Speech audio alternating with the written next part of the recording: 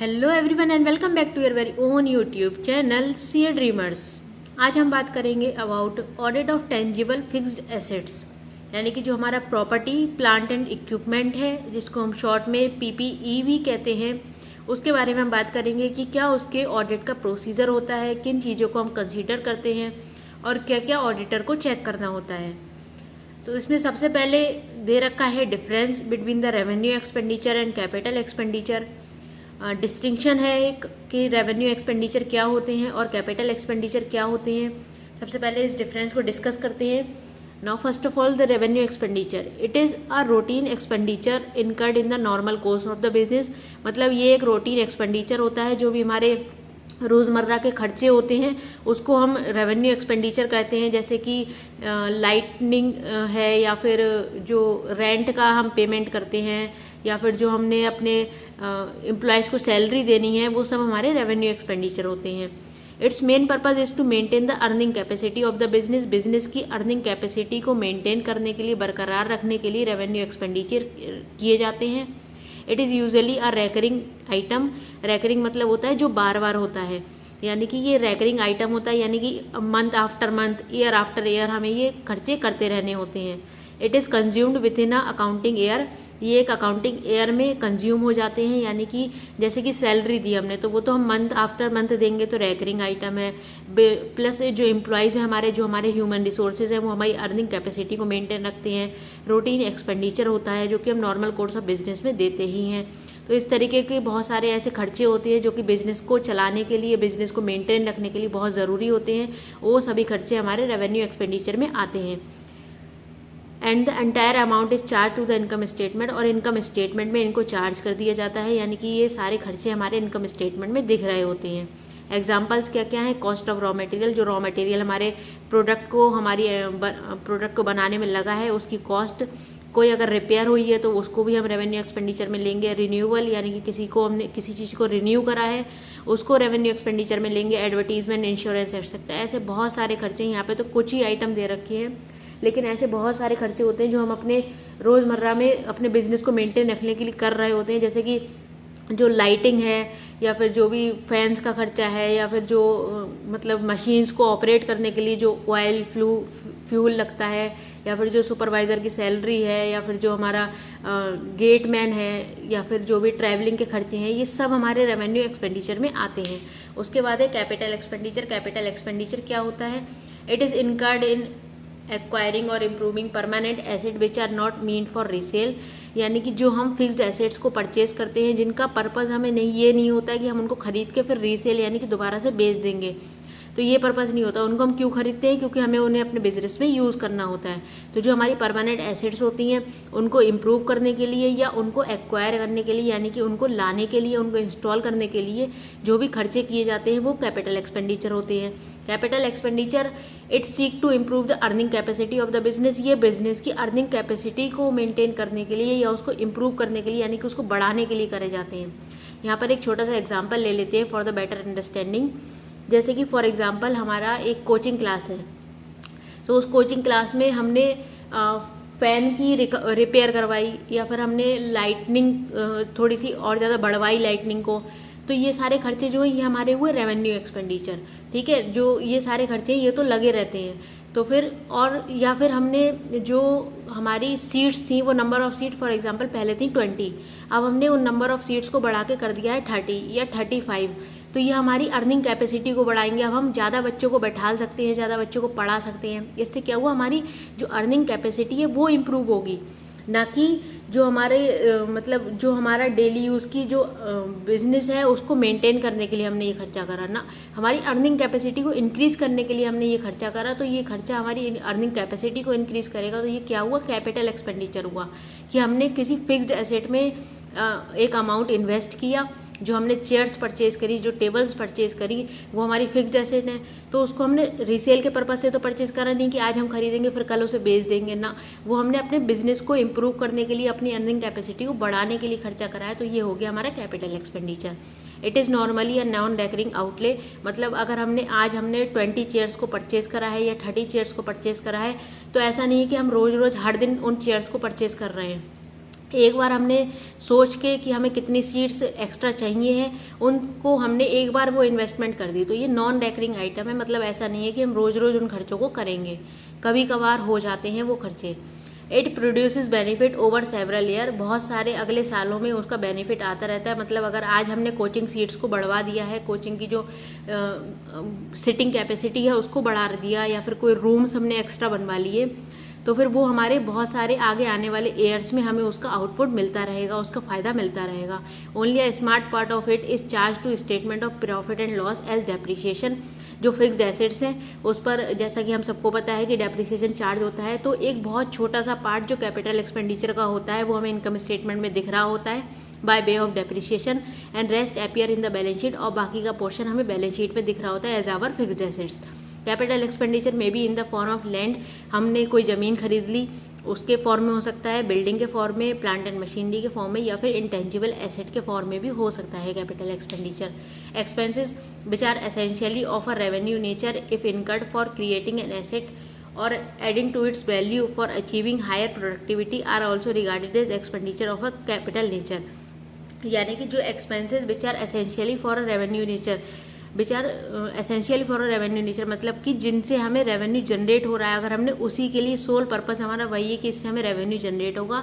If incurred for creating an asset, अगर किसी asset को क्रिएट करने के लिए वो एक्सपेंसेस हुए हैं, जैसे कि हमें कोई एसेट हमने क्रिएट करी है उस एक्सपेंस को करके, for adding to its value for achieving higher productivity, या फिर उसकी वैल्यू को हमने ऐड करने के लिए कोई एक्सपेंडिचर करा है, मतलब जो हमारी अभी प्रेजेंट एसेट है उसकी वैल्यू को ऐड करने के लिए, उसकी वैल्यू को बढ़ाने के लिए अगर हमने कोई एक्सपेंडिचर करा है तो उस एक्सपेंडिचर को भी कैपिटल एक्सपेंडिचर कहा जाएगा। फॉर एग्जांपल, मतलब ऐसे कौन कौन से एक्सपेंडिचर हो सकते हैं जो कि हम किसी एसेट की प्रोडक्टिविटी को बढ़ाने के लिए या फिर उसकी वैल्यू को बढ़ाने के लिए करते हैं। ऐसे एक्सपेंडिचर हैं material and wages when expanded on the construction of a building. अगर हमने बिल्डिंग को बढ़ाया है, मतलब जैसे पहले हमारी 2 फ्लोर की बिल्डिंग थी, अब हमने उसको 3 फ्लोर का कर दिया, तो फिर उसमें जो भी मटेरियल या वेजेस लगे हैं, क्योंकि मटेरियल और वेजेस रेवेन्यू नेचर के होते हैं, मतलब मटेरियल के खर्चे को या वेजेस के खर्चे को हम रेवेन्यू में काउंट करेंगे, पर क्योंकि ये हमारी किसी ऐसी एसेट को एक्सपेंड करने के लिए लगा है जो कि कैपिटल नेचर की है, तो ये खर्चे भी कैपिटल नेचर के हो जाएंगे। मतलब ऐसे खर्चे जो कैपिटल एसेट पर लगते हैं वो क्योंकि कैपिटल एसेट पर लगे हैं या फिर किसी ऐसी एसेट पर लगे हैं जो कि हमारी प्रोडक्टिविटी को इम्प्रूव करेगी, तो उसके साथ ऐसे होने वाले खर्चे भी चाहे भले से रेवेन्यू नेचर के पर उन्हें भी कैपिटल एक्सपेंडिचर माना जाएगा। और इरेक्शन ऑफ मशीनरी या फिर मशीनरी को ठीक करने के लिए जो एक्सपेंसेस हुए हैं, क्योंकि वो अब हमारी, जैसे कि फॉर एग्जांपल हमने कोई मशीनरी परचेज़ करी, अब वो मशीनरी को परचेज़ करे हुए हमें 5 ईयर्स हो गए, तो फिर अब उसकी जो वर्किंग कैपेसिटी है वो लो हो गई है, हमने उसका इरेक्शन करवाया, उसकी रिपेयर करवाई, तो अब ये रिपेयर जो है, वैसे तो रिपेयर को हम रेवेन्यू एक्सपेंडिचर मानते हैं, पर क्योंकि ये रिपेयर मशीनरी के लिए हुई है, एक कैपिटल एसेट के लिए हुई है, उसके रिलेशन में आने की वजह से ये एक्सपेंडिचर भी, अब जो हमारी ये रिपेयर है जो मशीनरी से एसोसिएटेड है, उसको भी अब हम कैपिटल एक्सपेंडिचर मानेंगे। I hope this is clear. Legal expenses incurred in connection with the purchase of land और बिल्डिंग, जो लैंड और बिल्डिंग को परचेज करने के लिए जो भी लीगल एक्सपेंसेस होते हैं उनको भी हम कैपिटल एक्सपेंडिचर में काउंट करें, क्योंकि वो एक कैपिटल एसेट को परचेज करने के लिए किए गए हैं। फ्रेड were incurred in respect of purchase of plant and machinery, जब हम प्लांट और मशीनरी को खरीदते हैं उस समय पे जो हम रिक्शे का भाड़ा देते हैं या फिर जो भी हमें मतलब फ्रेट का जो खर्चा होता है वो भी हमारा कैपिटल एक्सपेंडिचर माना जाएगा। क्यों माना जाएगा? क्योंकि वो एक कैपिटल एसेट को एक्वायर करने के लिए या उसको इम्प्रूव करने के लिए किया गया है।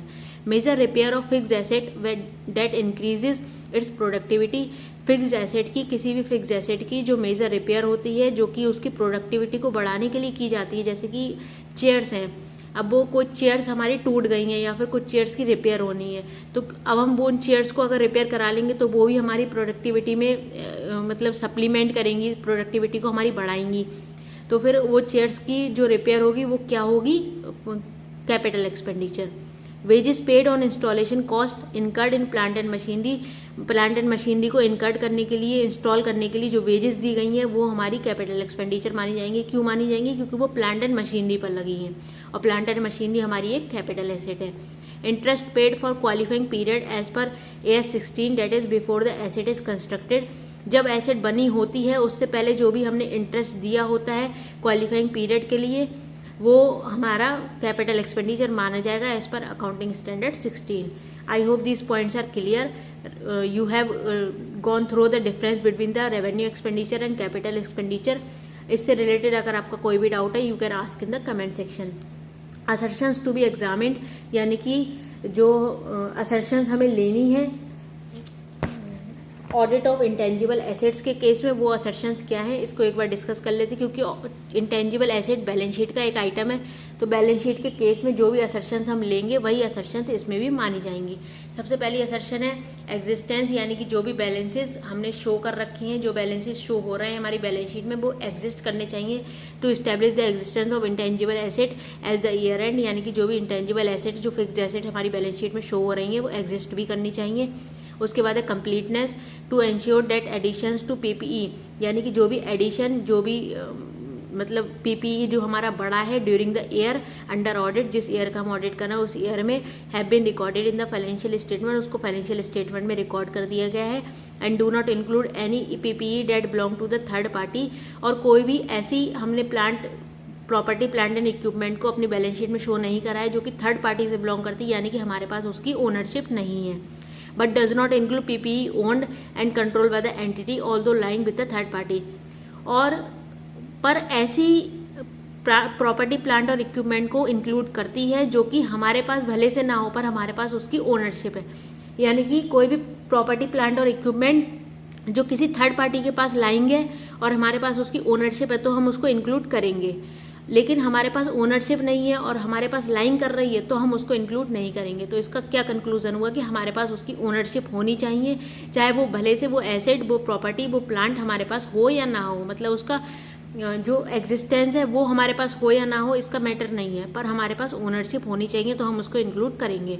Rights and obligation, the entity has valid legal ownership right, यानी कि जो भी हमारे प्रॉपर्टी प्लांट एंड इक्विपमेंट है उसके रिलेशन में हमारे पास में वैलिड लीगल ओनरशिप होनी चाहिए over the property plant and equipment claimed to be held by the entity and recorded in the balance sheet, जो कि एंटिटी क्लेम करती है कि उसके पास है और रिकॉर्ड की गई है बैलेंस शीट में।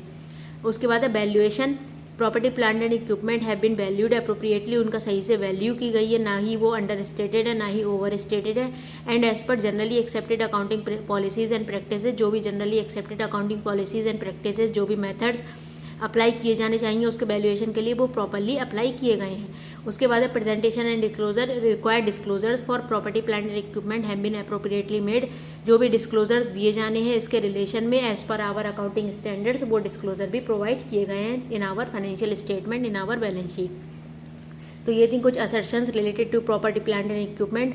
आफ्टर दैट आता है वेरिफिकेशन प्रोसीजर, यानी कि ऑडिटर कैसे वेरीफाई करेगा कि एंटिटी के पास में वो प्रॉपर्टी प्लांट एंड इक्विपमेंट है या नहीं है, एंटिटी के पास उनकी ओनरशिप है या नहीं है, क्या ऑडिट प्रोसीजर होता है इसको चेक करने का। सबसे पहला है इसको तीन सेक्शंस में डिवाइड किया गया है। सबसे पहला सेक्शन है इवैल्यूएशन ऑफ इंटरनल कंट्रोल। सबसे पहले ऑडिटर वेरीफाई करने के लिए इंटरनल कंट्रोल का इवैल्यूएशन करेगा, इंटरनल कंट्रोल को चेक करेगा। An auditor should review the system of internal control relating to property, plant and equipment. Auditor को रिव्यू करना चाहिए जो सिस्टम है प्रॉपर्टी प्लांट एंड इक्विपमेंट से रिलेशन में, मतलब प्रॉपर्टी प्लांट एंड इक्विपमेंट से रिलेटेड जो भी उनका सिस्टम है, जो भी जिस तरीके से भी वो उसका इंटरनल कंट्रोल कर रखते हैं उसको ऑडिटर रिव्यू करेगा उस सिस्टम को।